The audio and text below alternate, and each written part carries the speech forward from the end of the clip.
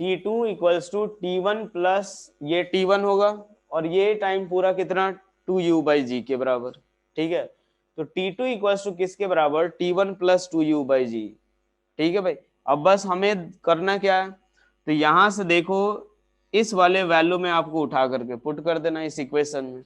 u की value हम उठा करके क्या पुट कर लेंगे, u equals to 2u/g equals to किसके बराबर, T2 माइनस T1, यानी u की वैल्यू किसके बराबर, तो g into T2 minus T1 upon 2 के बराबर। क्या ये चीज क्लियर हुआ, हाँ या ना, क्या ये चीज क्लियर हुआ आपको भाई, ये समझ आया यहाँ से, हाँ या ना।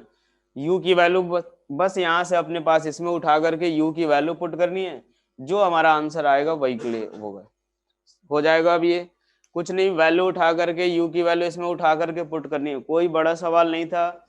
बस यहाँ पे एक थोड़ा सा सोचना था कि T2 इक्वल्स टू क्या होगा, तो T1 प्लस 2u/g के बराबर होगा, हो जाएगा। अब ये हो जाएगा ये चीज, हाँ कि ना, ये बताओ क्या ये हो जाएगा। चलो अब इसके बाद हम लोग देखते हैं नेक्स्ट वाला पार्ट। कल हमने देखा था कि मान लो अगर रेजिस्टिव फोर्स कंसीडर करें, और वो कितना हम लोग मानते थे, कांस्टेंट।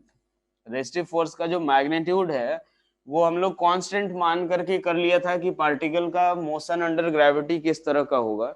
अब हम लोग देख लेते हैं कि एक्चुअल वाला केस हम लोग देखा जाए, ठीक है। तो केस 2 एक तरह से जो एक्चुअल में जो होता है, जैसे मैंने बताया था स्टार्टिंग में ही कि जो रेजिस्टिव फोर्स होगा या एयर रेजिस्टेंस होगा वो प्रोपोर्शनल टू माइनस वी के होगा, ठीक है।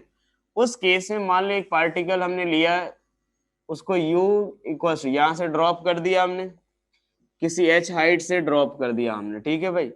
अब इस केस में हम लोग ये चाहते हैं कि इसकी velocity at a time t निकाले, तो देख लेते हैं कि कैसे डील करना रहेगा। थोड़ा सा इंटीग्रेशन वाला पार्ट भी इसमें यूज होगा, ग्राफ वगैरह वाली सारी चीजें हम लोग इसमें डिस्कस करेंगे। तो पहले एक बार देखो, हमने जब एयर रेजिस्टेंस कंसीडर करेंगे तो बॉल को हमने क्या किया, उस केस में ड्रॉप कर दिया किसी h हाइट से, ठीक है। तो हमें किसी टाइम t पे वेलोसिटी निकालनी है, तो मान लिया कितनी, v के बराबर। हमें क्या निकालना है कि वेलोसिटी ऑफ द पार्टिकल या velocity of ball at any time t, velocity of ball at any time t के बराबर, किसी टाइम t पे वेलोसिटी ऑफ बॉल निकालना है, ठीक है। तो बॉल की वेलोसिटी किधर, नीचे के डायरेक्शन में, ठीक है भाई, बॉल की वेलोसिटी नीचे है। अब एक बात यहां से देखो, u0 यहाँ पे वेलोसिटी v, ये हमने माना पार्टिकल का जो एक्सेलरेशन होगा वो एक तो एक्सेलरेशन ड्यू टू ग्रेविटी जो कि नीचे की तरफ होगा g, और ये जो दिया हुआ है कि मान लो f proportional to minus v, यही होता है। तो हमने मान लिया f equals to minus of k into v के बराबर। अगर प्रोपोर्शनलिटी साइन हटाएंगे तो k की वैल्यू क्या होगी, कुछ ना कुछ एक कांस्टेंट आएगा, वो कितना आ गया k। यहां से हम लिखेंगे force equals to mass into acceleration equals to minus of k into v. A equals to क्या आएगा, तो minus of k by m into v के बराबर, हाँ कि ना, ये बताओ। a equals to minus of k by m into v के बराबर, क्या ये चीज क्लियर हुआ सभी को, हाँ कि ना। a equals to minus of k by m into v, यही आएगा भाई। अब एक बात देखो, तो ये जो एक्सेलरेशन होगा ये किधर के डायरेक्शन में होता है, वेलोसिटी के अपोजिट डायरेक्शन में। तो वेलोसिटी के अपोजिट डायरेक्शन में तो एक इधर की तरफ a आएगा, और a की वैल्यू किसके बराबर, तो minus of k by m into v. तो जो पार्टिकल का नेट एक्सेलरेशन होगा वो किसके बराबर होगा, तो g माइनस किसके, तो k by m into v, क्या यही आएगा, हाँ या ना। पार्टिकल का नेट एक्सेलरेशन तो नीचे की तरफ ही होगा बेटा, बिल्कुल ध्यान से देखना इस चीज को। पार्टिकल का जो नेट एक्सेलरेशन होगा वो किधर होगा, नीचे। कितना होगा, g माइनस ये वाला, तो g माइनस के बाई एम इंटू वी के बराबर, यही होगा, हाँ या ना। ये बताओ भाई, फटाफट बोलो, g माइनस के बाई एम इंटू वी, यही आएगा। अब एक बात देखो, मैं इस k बाई एम को थोड़ा सिंपलिसिटी के लिए मैं लिख लेता हूं क्या, v, b लिख लेता हूं। तो हमारे पास जो नीचे की तरफ एक्सेलरेशन आएगा वो कितना आएगा, g minus b into v के बराबर, ठीक है। अब देखो a इक्वल्स टू क्या लिखा हमने, g माइनस के या g माइनस क्या लिख दिया मैंने, b इंटू वी, और a को मैं क्या लिख सकता हूँ, dv by D T equals to g minus b into v के बराबर, हाँ कि ना, ये बताओ। क्या ये चीज देखो a equals to dv by D t लिख सकता हूं मैं, हाँ है ना, a equals to dv by D t लिख सकते हैं ना। यहां से देखो dv इक्वल्स टू क्या लिखेंगे, तो dv equals to g minus v v into कितना, dt। इसको इधर लाता हूं मैं, तो dv अपॉन कितना, g minus v into v equals to किसके बराबर, dt के बराबर। क्या यही आएगा, हाँ कि ना, ये बताओ।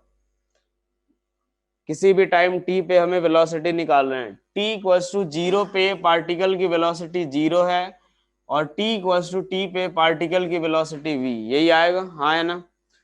ये एक बात बताओ, क्या समझ आ रहा है सभी को यहाँ तक, हाँ कि ना, dv by D T equals to g minus v v. एक बात देखो, 1 by a x plus b का मैंने इंटीग्रेशन आपको बताया था, 1 by a x plus b का मैंने बोला था कि ये काइनेमेटिक्स में यूज करूंगा मैं। इसका जो इंटीग्रेशन होता है वो किसके बराबर, तो natural log a x plus B, और अपॉन में एक्स का कोएफिशिएंट यानी 1 अपॉन ए के बराबर, यही बताया था मैंने। इंटीग्रेशन जब आपको बताया था उस समय मैंने बोला था कि ये इंटीग्रेशन का ये वाला फॉर्मूला जो है काइनेमेटिक्स में ही एक बार यूज करूंगा मैं। तो यहाँ से देखो ये इंटीग्रेशन बताया था मैंने exactly, 1 by a x plus b का इंटीग्रेशन क्या होगा, तो natural log a x plus b upon में कितना ए, ठीक है। तो अब एक बार देखो यहाँ पे वेरिएबल कौन सा है, v, जैसे यहाँ पे वेरिएबल x है, यहाँ पे वेरिएबल v, तो क्या आएगा इसका integration, natural log g minus v v, और लिमिट का, और अपॉन में कितना, माइनस 1 बाई बी के, चूंकि वेलोसिटी का जो वेरिएबल है उसका कोएफिशिएंट क्या है, माइनस बी है। यहाँ पे कोएफिशिएंट क्या था, a, तो 1 बाई ए। यहाँ पे कोएफिशिएंट क्या है, माइनस बी, तो क्या लिखूंगा, minus 1 by b equals to, यहाँ से लिमिट कहाँ से कहाँ तक, जीरो से v इक्वल्स टू कितना आएगा, t के बराबर। क्या ये चीज क्लियर हुआ सभी को, हाँ या ना, यहाँ तक क्लियर हुआ सभी को, यहाँ तक क्लियर हो गया सभी को, हाँ या ना, ये बताओ। नेचुरल लॉग ये यहाँ तक क्लियर। अब इसके बाद कुछ नहीं, एक बार लिमिट पुट कर लेते हैं, एक बार v वाला और एक बार जीरो। तो चलो यार एक बार नेचुरल लॉग, मैं इस माइनस b को इधर भेज देता हूँ, natural log g minus v v, और एक बार पुट करोगे क्या v, तो यही आएगा, माइनस जब जीरो पुट करोगे तो नेचुरल लॉग कितना, g इक्वल्स टू किसके बराबर, तो माइनस ऑफ बी टी के बराबर। यहां से फाइनली किसके बराबर आएगा, तो नेचुरल लॉग, ये चीज ध्यान रखो, natural log a minus natural log b equals to क्या होता है, तो natural log a upon b. ये प्रॉपर्टीज ऑफ अपना नेचुरल लॉग, ये पहले भी आप लोगों ने पढ़ा होगा। तो ये यहां से अगर देखें तो ये किसके बराबर होगा, natural log g minus v v upon g equals to किसके बराबर, तो minus of b t, minus of b t. अब अगर नेचुरल लॉ को उधर भेजते हैं तो क्या मिलता है अपने पास, e की पावर जाती है, तो ये क्या आएगा, g minus v v upon g equals to e to the power minus b t. यहां से 1 minus v v upon g equals to किसके बराबर, e to the power minus b t. फिर फाइनली हमें क्या मिलेगा, इसको इधर ले आते हैं, इसको उधर, तो 1 minus e to the power minus b t equals to v v by g के बराबर। कुछ ज्यादा हो रहा है क्या, क्या कुछ ज्यादा ही बड़ा हो रहा है क्या। यहां से देखो वेलोसिटी v को क्या लिखोगे, तो v equals to g by b into 1 minus e to the power minus v t, और b की वैल्यू पुट करो, b की वैल्यू हमने क्या लिए, k बाई एम, तो फिर क्या हो जाएगा, तो v equals to m g by k into 1 minus e to the power minus b t. क्या यहाँ तक क्लियर हुआ सभी को क्या ये क्लियर हुआ, पहले ये बताओ पहले, हाँ या ना, क्या ये क्लियर हुआ पहले, हाँ या ना। ये हमारा जो एक्चुअल जो अगर हम लोग बात करें, जो एयर रेजिस्टेंस अगर कंसीडर करें तो वेलोसिटी कुछ ऐसा आएगा। जो हम लोग पढ़ते हैं v बराबर u प्लस ए टी, वो हमारा क्या होता है जब एयर रेजिस्टेंस कंसिडर नहीं करते हैं तब होता है। अगर एक्चुअल में देखा जाए तो हमारे पास जो एक्सप्रेशन आएगा वो आएगा v equals to m g by k into 1 - e⁻⁻bt। क्या ये चीज क्लियर हुआ सभी को? किसी को कोई डाउट किसी स्टेप में? फटाफट हाँ या ना बोलो जल्दी से,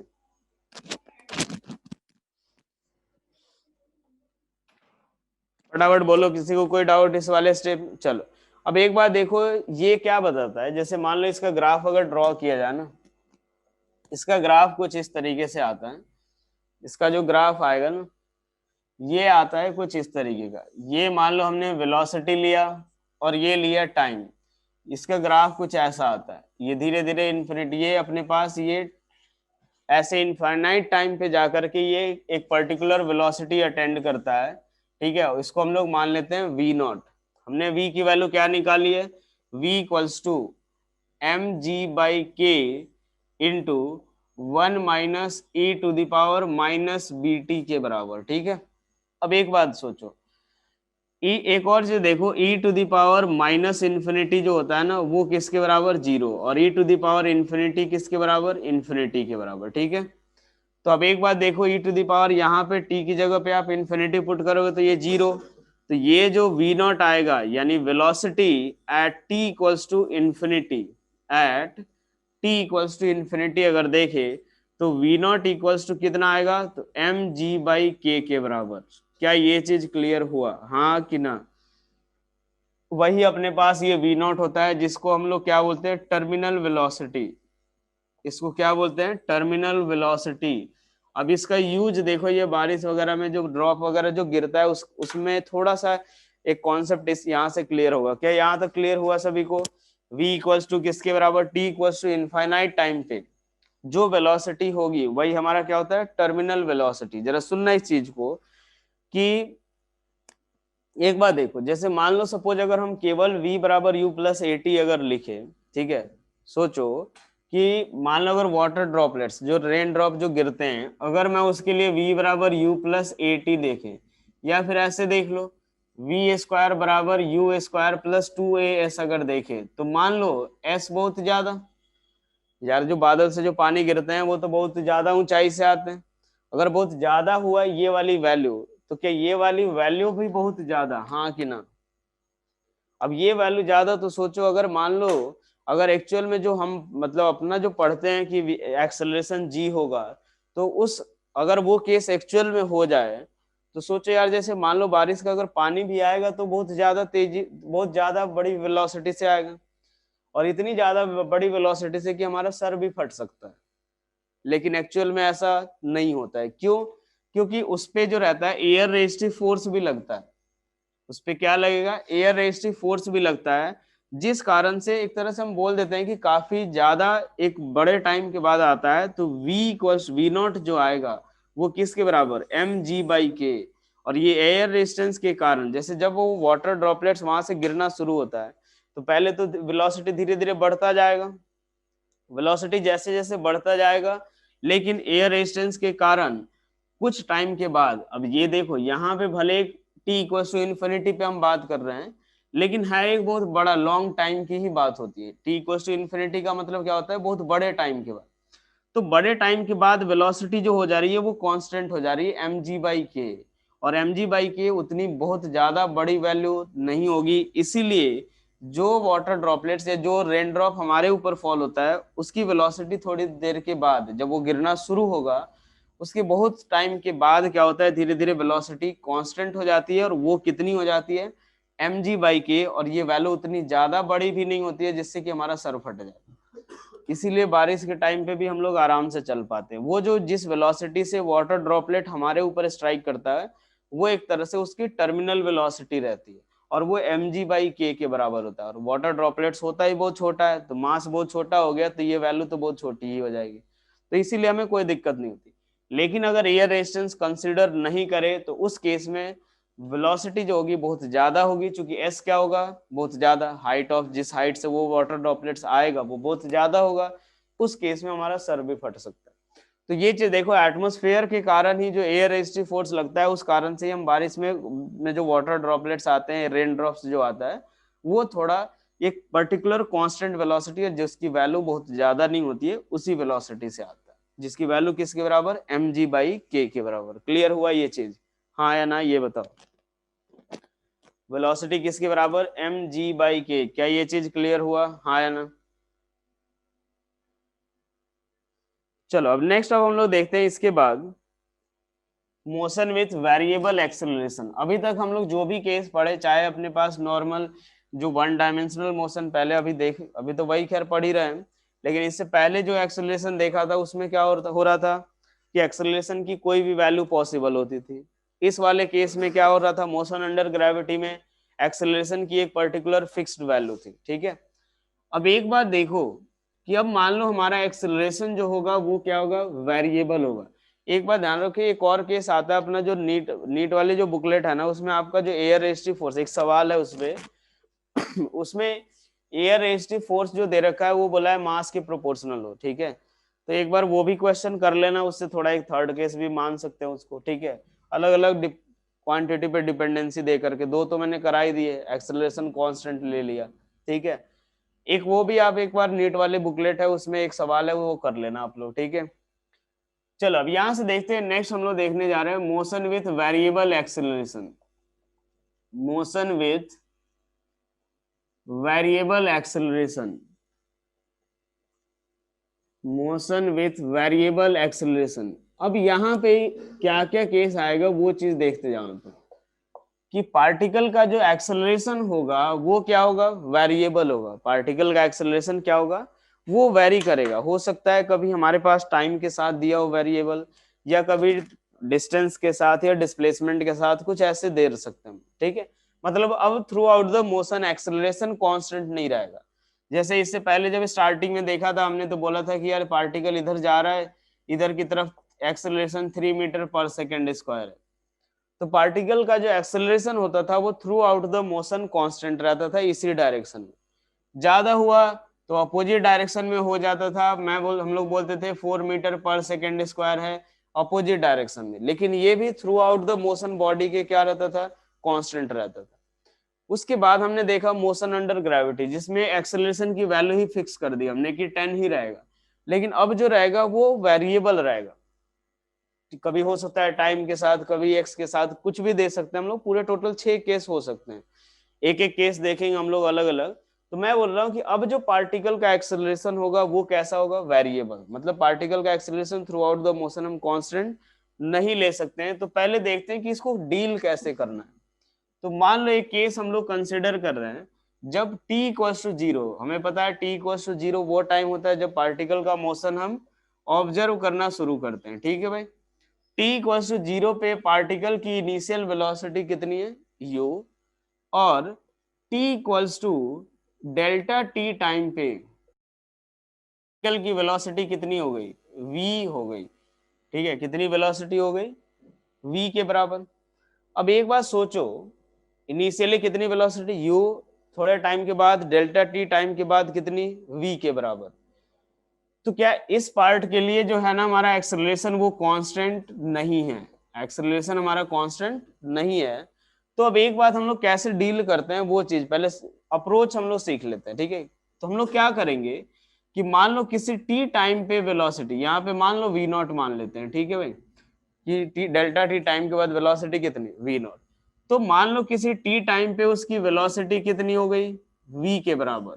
टी टाइम पे वेलोसिटी कितनी, v। एक्सेलरेशन कांस्टेंट नहीं है, वेलोसिटी बढ़ते जा रही है, बढ़ते बढ़ते कितनी हो गई टी टाइम पे, v के बराबर। और उस समय ये पार्टिकल कितना दूर चला है, x डिस्टेंस चल चुका है। अब एक बात सोचो, मैं अगर बस अगले dt टाइम की बात करूं, अगले dt टाइम की बात, ठीक है, यानी अब मैं किस टाइम की बात कर रहा हूं कि t=t+dt टाइम की बात करूं, तो t=t+dt टाइम के बाद इस वेलोसिटी में बहुत ज्यादा फर्क आएगा या बहुत कम चेंज आएगा, बहुत ज्यादा चेंज होगा या कम चेंज होगा, ये बताओ। टी टाइम पे वेलोसिटी हमने मान लिया, इस पूरे through out the motion acceleration हमारा कांस्टेंट नहीं है। मैं ये बोल रहा हूँ t=t टाइम पे वेलोसिटी v, dt टाइम बाद, यानी हम किस इंस्टेंट की बात कर रहे हैं, t+dt टाइम पे, उस केस में वेलोसिटी, इस पूरे टाइम इंटरवल में वेलोसिटी में बहुत कम चेंज आएगा, जो कि किसके बराबर हो जाएगा अब नई वेलोसिटी v प्लस dv के बराबर। और इस ड्यूरेशन में पार्टिकल जो है वो कितना डिस्टेंस मूव करेगा, dx डिस्टेंस। क्या ये चीज क्लियर हुआ? पार्टिकल कितना डिस्टेंस मूव करेगा, dx डिस्टेंस। क्योंकि टाइम इंटरवल बहुत छोटा, तो पार्टिकल का डिस्प्लेसमेंट भी बहुत छोटा और पार्टिकल की वेलोसिटी में चेंज भी बहुत छोटा। अब एक बात देखो कि क्या इस t प्लस, मान लो इस पर्टिकुलर इंस्टेंट पे एक्सेलरेशन जो है वो किसके बराबर है, a के बराबर। क्या इस पूरे थ्रू आउट ये t प्लस dt टाइम तक, t से लेके इस टाइम तक, ये तो बहुत छोटा टाइम इंटरवल है, तो क्या मैं इस पार्ट के लिए एक्सेलरेशन को कांस्टेंट ले सकता हूं क्या, हाँ कि ना? क्या इस पूरे पार्ट के लिए मैं एक्सेलरेशन कांस्टेंट ले सकता हूं क्या? जरा सोचना एक बार। मैं मान लो बोल रहा हूं t इक्वल्स टू एक 3 सेकेंड और t इक्वल्स टू 3.0000001 सेकेंड के बीच की बात करूं मैं, तो इस ड्यूरेशन में यार लगभग जो एक्सेलरेशन इसका होगा उसी वही एक्सेलरेशन इस टाइम पे होगा। बिल्कुल जस्ट टाइम के बाद, अगर इंस्टेंट के बाद की बात हो रही है, तो इस पूरे ड्यूरेशन के लिए हम लोग एक्सेलरेशन कांस्टेंट ले सकते हैं, हाँ है ना? तो अब इस ड्यूरेशन में क्या हम लोग इक्वेशन ऑफ मोशन अप्लाई कर सकते हैं क्या, हाँ कि ना? क्या इस ड्यूरेशन में t से लेके t प्लस dt टाइम का जो ड्यूरेशन है, इस ड्यूरेशन में हम एक्सेलरेशन कांस्टेंट ले रहे हैं। यहां से देखो इस पार्ट के लिए हम एक्सेलरेशन को कांस्टेंट ले सकते हैं, ध्यान से रखना, इसी टाइम इंटरवल की बस बात हो रही है। तो इस टाइम इंटरवल के लिए जो भी हमारा इक्वेशन ऑफ मोशन वगैरह जो भी रिलेशन है वो सारा हम लोग अप्लाई कर सकते हैं। तो पहला इक्वेशन देखो, मान लो एक्सेलरेशन अगर a की बात करें या v की बात करें, वेलोसिटी v, वेलोसिटी v को हम क्या लिखेंगे, तो v इक्वल्स टू क्या, मैं ऐसा लिख दूं dx बाई dt, हाँ कि ना? v इक्वल्स टू क्या लिख सकता हूं मैं, dx बाई dt लिख सकता हूं मैं। अब v को अगर dx बाई dt लिखूंगा तो v यहां से हम क्या लिख सकते हैं कि dx, v को एक मिनट, v को क्या लिख दिया अपन ने, dx बाई dt। दूसरा एक और चीज देखो, एक्सेलरेशन a की बात करें अगर, एक्सेलरेशन a इक्वल्स टू क्या होगा, change in velocity, acceleration a equals to क्या होगा, change in velocity upon time interval, ठीक है? तो फिर से चेंज इन वेलोसिटी कितना, तो v plus dv minus v upon t plus D T minus T, यानी फिर फाइनली क्या आएगा, dv बाई डी टी के बराबर। तो a इक्वल्स टू क्या लिख दोगे, dv by D t, v equals to क्या लिखोगे, dx बाई डी टी। क्या ये चीज क्लियर हुआ आपको, हाँ कि ना? पहले ये बताओ, इस ड्यूरेशन के लिए हम एक्सेलरेशन कांस्टेंट ले सकते हैं, तो v इक्वल्स टू क्या लिखेंगे, dx बाई डी टी, और a इक्वल्स टू क्या लिखेंगे, dv बाई डी टी के बराबर। यहां तक सभी को क्लियर? जब भी देखो हमारा तरीका, ये सोचने का तरीका मैंने बताया कि जब भी अगर एक्सेलरेशन वेरिएबल होगा तो हम किसी पर्टिकुलर टाइम t और t प्लस dt टाइम के लिए हम एक्सेलरेशन कांस्टेंट लेके तब प्रोसीड करेंगे। क्लियर यहां तक, हाँ कि ना?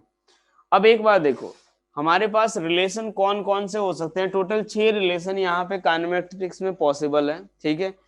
ये 6 रिलेशन एक एक करके हम लोग देखेंगे कि कैसे डील करेंगे, ठीक है? और उसके बाद क्वेश्चंस करते चलते हैं। पहले एक बार देखो, अपने पास सबसे पहले रिलेशन क्या दिया होगा कि मान लो x as a function of time. पहले वो 6 रिलेशन देख लेते हैं कौन कौन सा पॉसिबल है। फर्स्ट रिलेशन क्या होगा कि मान लो x जो हो as a function of time दे रखा हो, ठीक है भाई। सेकेंड में क्या दे रखा हो कि velocity as a function of time दे सकता है। तीसरा, acceleration as a function of time दे सकता है। चौथा, velocity as a function of x. पांचवा, acceleration as a function of x. और छठा, acceleration as a function of velocity. तो ये टोटल 6 रिलेशन यही पॉसिबल है अपने पास, ठीक है? ये 6 रिलेशन पॉसिबल हैं और यही 6 रिलेशन में जो भी रहेगा अपने पास सब में एक्सेलरेशन अपना वेरिएबल रहेगा, ठीक है? तो ये 6 रिलेशन जो देखेंगे एक एक करके हम देखते हैं कि कैसे, मान लो अगर ये दिया हुआ है तो कैसे हम लोग जो भी वेलोसिटी वगैरह निकालना हो या एक्सेलरेशन निकालना हो तो कैसे प्रोसीड करेंगे। तो सबसे पहला केस देखो कि मान लो x अगर दिया हो as a function of time t। तो एक बार देखो, हमने 2 रिलेशन देखे, एक कौन सा v equals to d x by D t, और एक दूसरा कौन सा, a equals to D we by D t. यही रिलेशन देखा है अपन ने, हाँ कि ना। अब इसी को बस इधर उधर हेर फेर करके अपने को क्या करना रहेगा, एक और रिलेशन यहाँ से हम निकाल सकते हैं, या पता भी है अपने को, a equals to v d we by d x.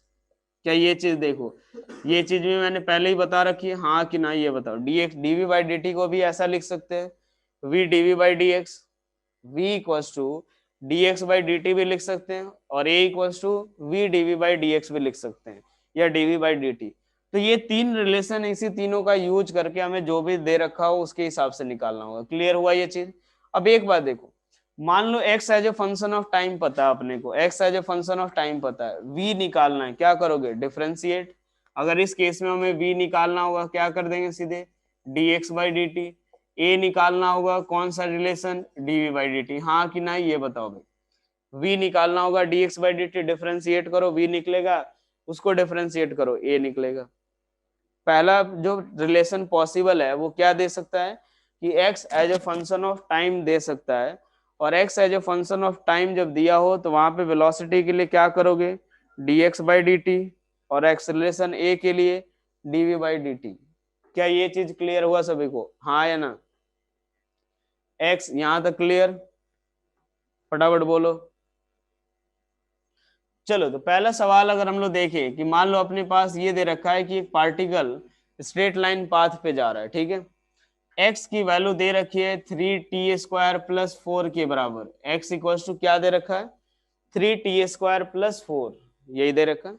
हमें मान लो पूछा गया है कि वेलोसिटी बता दो, पहला सवाल वेलोसिटी बता दो at t equals to 3 second.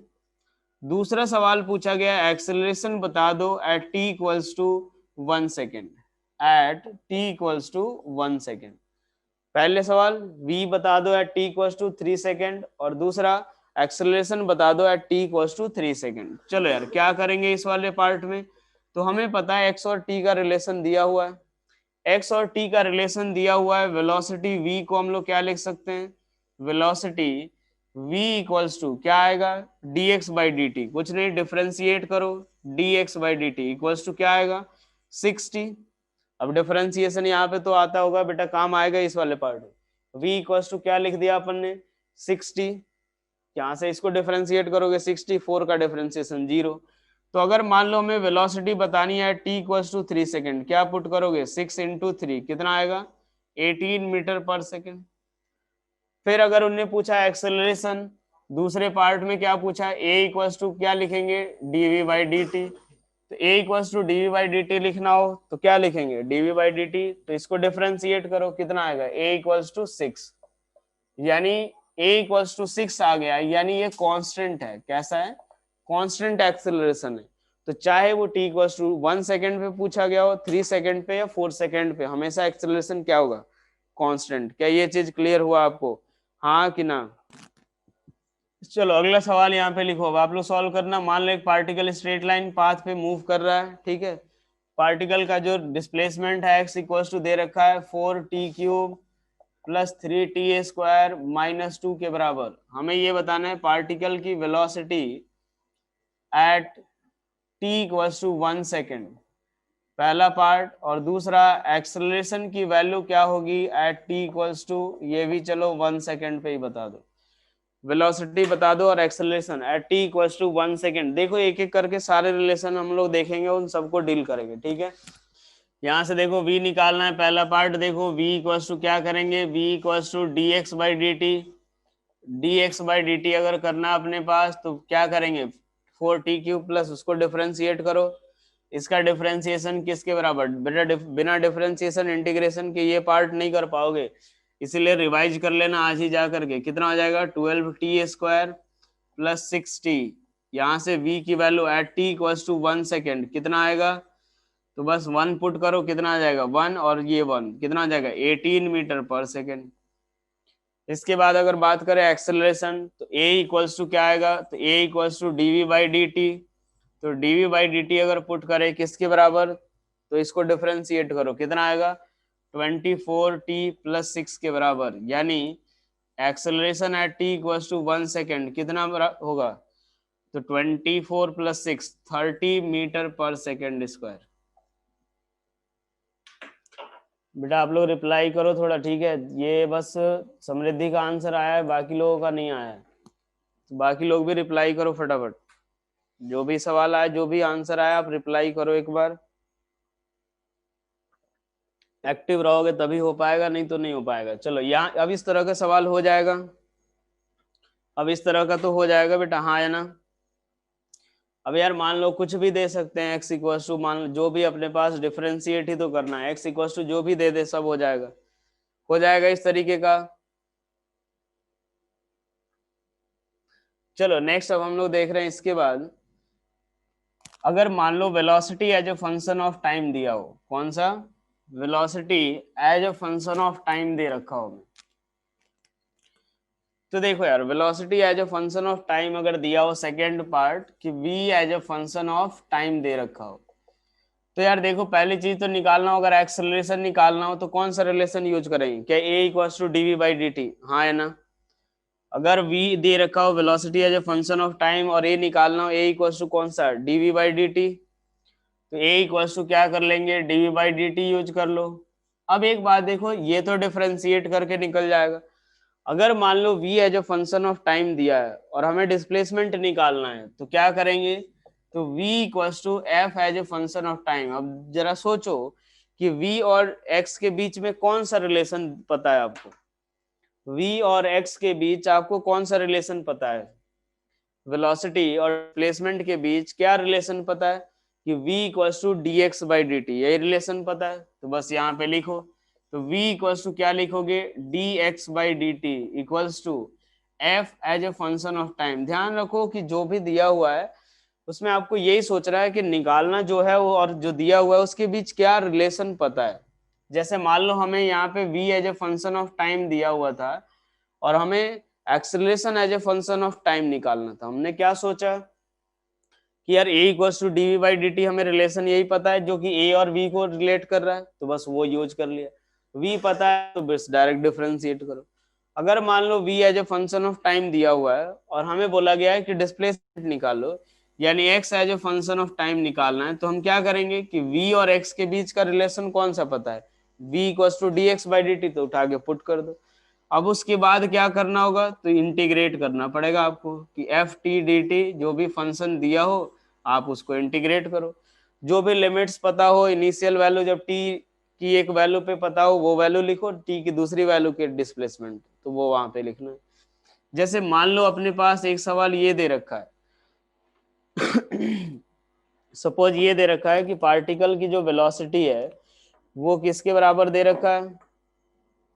कि v इक्वल्स टू पार्टिकल की जो इंस्टेंटेनियस वेलोसिटी है, इंस्टेंटेनियस वेलोसिटी जो दे रखा है पार्टिकल का, वो दे रखा है v इक्वल्स टू 4 + 4√t के बराबर, ठीक है?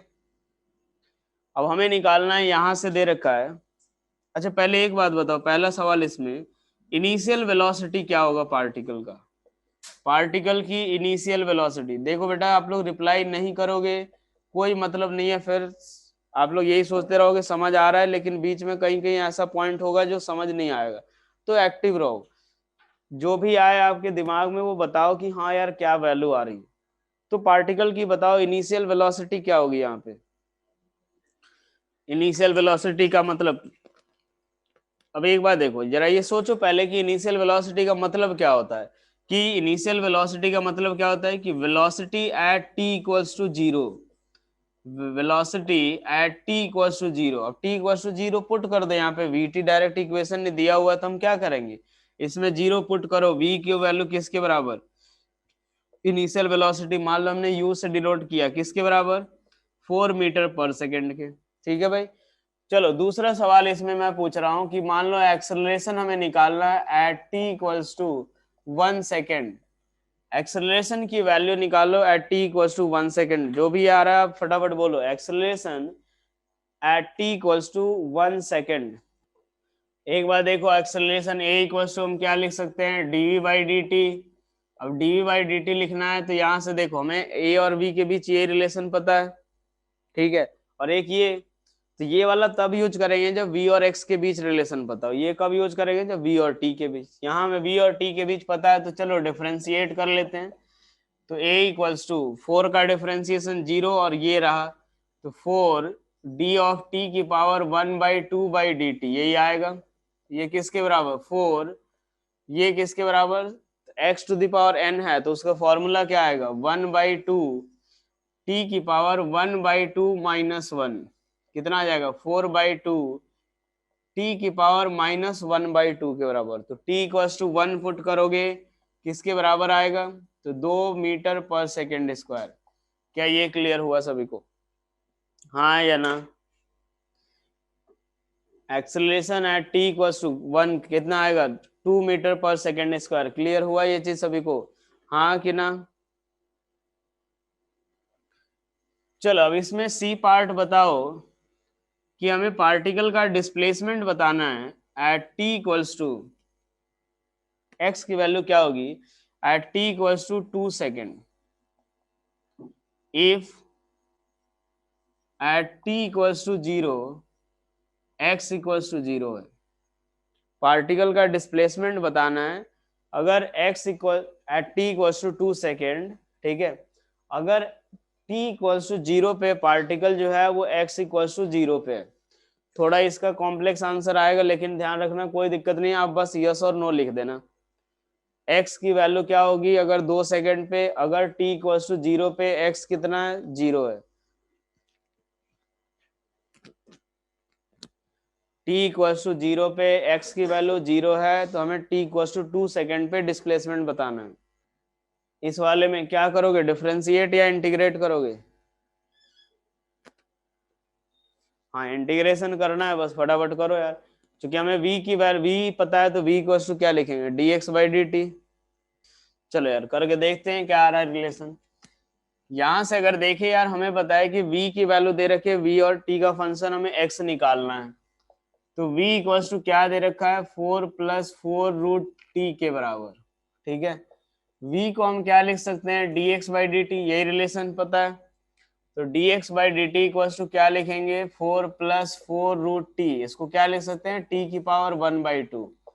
तो फाइनली dx इक्वल्स टू क्या 4dt प्लस 4t की पावर 1/2 dt और इंटीग्रेट करो, ये तो कांस्टेंट है बाहर रख सकते हैं।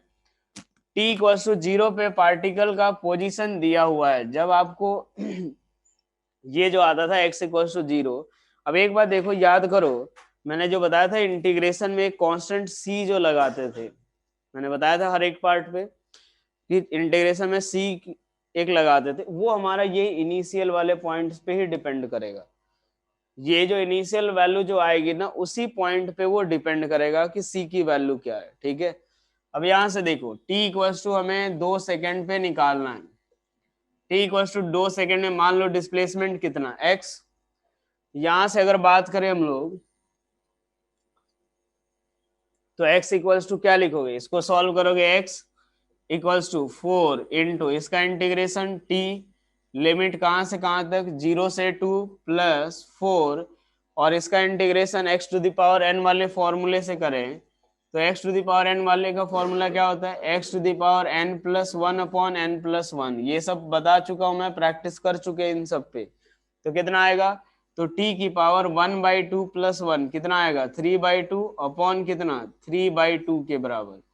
लिमिट कहां से कहां तक तो 0 से 2। यहां से देखो 4 इंटू ये कितना आएगा 2 - 0। अगर हमें मान लो x एट t = 2 निकालना है 4 इंटू 2 - 0 प्लस ये कितना 8/3 इंटू ये किसके बराबर 2 की पावर 3/2 के बराबर। यानी कितना आएगा 8 + 8/3 इंटू 2 की पावर 3/2। यही हमारा क्या होगा डिस्प्लेसमेंट। चलो एक रिलेशन और दिया हुआ है कि मान लो कि पार्टिकल की जो वेलोसिटी दी हुई है वो किसके बराबर है v equals to alpha minus beta T square. v equals to क्या दे रखा है तो alpha minus beta T square के बराबर।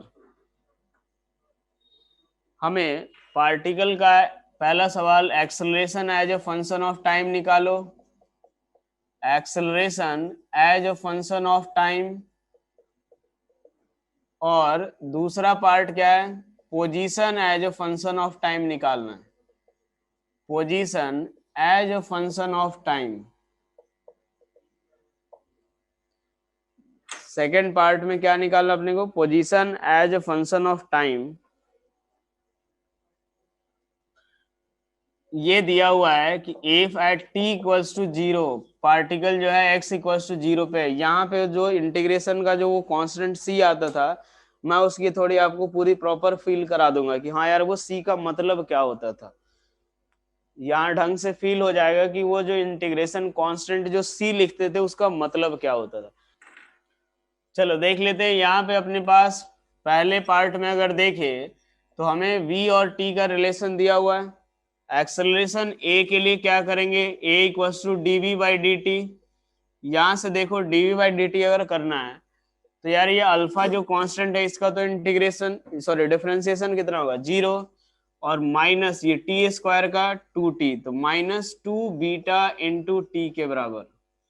ये जो एक्सेलरेशन a आएगा वो माइनस 2 बीटा टी, यानी ये बेसिकली है क्या, रिटार्डेशन। क्या ये चीज पहले क्लियर हुआ सभी को, हाँ या ना? कुछ नहीं करना था, सिंपल डिफरेंशिएशन करना था।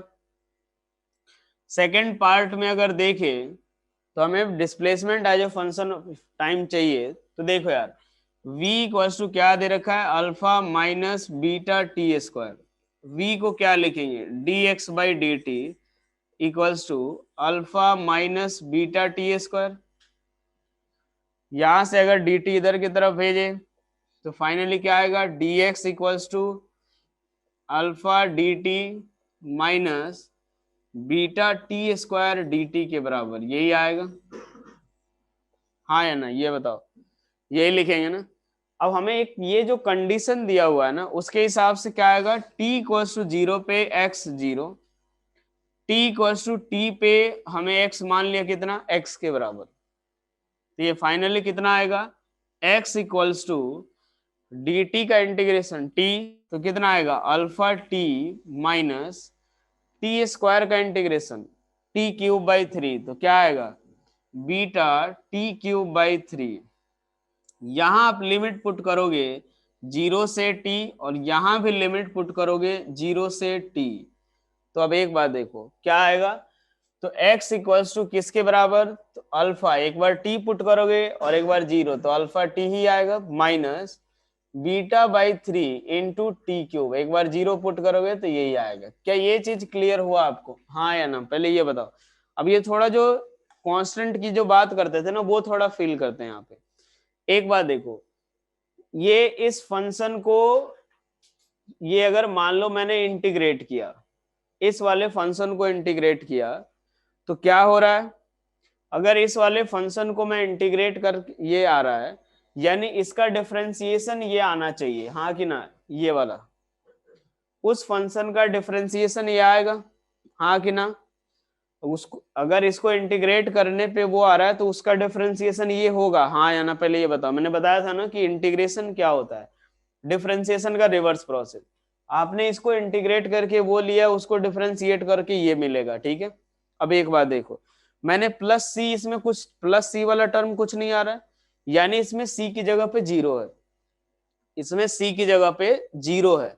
अब एक बात देखो, मान लो ये t इक्वल्स टू 0 पे कुछ और वैल्यू दे दूं मैं, जैसे देखो इफ, अगर सवाल में इसी में दिया होता कि इफ x इक्वल्स टू 1 या 2 मान लो at t equals to 0, at t equals to 0 आप अगर ये दिया रहता है कि पार्टिकल का x कितना है, 2 है, तो अब सोचो यहाँ पे आप इंटीग्रेट जब करते तो क्या लिखते, x लिमिट कहां से कहां तक, तो 2 से लेके x तक इक्वल्स टू, क्योंकि जब t 0 होता तो उस समय x हमारा 2 होता, x हमारा वो क्या होता 2, तो हम लिमिट कहां से कहां तक, 2 से x और ये 0 से t, तो alpha t minus beta T cube, फिर से ये यही आता। तो यहां से अगर हम लोग देखें तो x इक्वल्स टू किसके बराबर, alpha t minus beta T cube by 3 plus 2 के बराबर, क्या यही आता, हाँ या ना, पहले ये बताओ भाई। x equals to alpha T minus beta T cube by 3 plus 2 आता, हाँ या ना। अब एक बात सोचो, क्या इसका भी डिफरेंशिएशन ये आएगा, हाँ या ना, उसका भी डिफरेंशिएशन ये आएगा, हाँ या ना, उस पार्ट का भी डिफरेंशिएशन यही आएगा और ऊपर वाले का भी डिफरेंशिएशन यही आएगा। तो जो सी हम यूज करते थे ना, वो वही अपने पास इनिशियल वैल्यू होती है। वो जो सी हम यूज करते हैं वो किस पे डिपेंड करता है, ये इस क्वांटिटी की इनिशियल वैल्यू पे, और वही इनिशियल वैल्यू हमारा सी डिसाइड करता है, ठीक है। अब वहां 0 था तो वो 0 नहीं आया, 0 लिखा हुआ है, अगर 2 था तो 2 आ रहा है, उसका भी डिफरेंस है।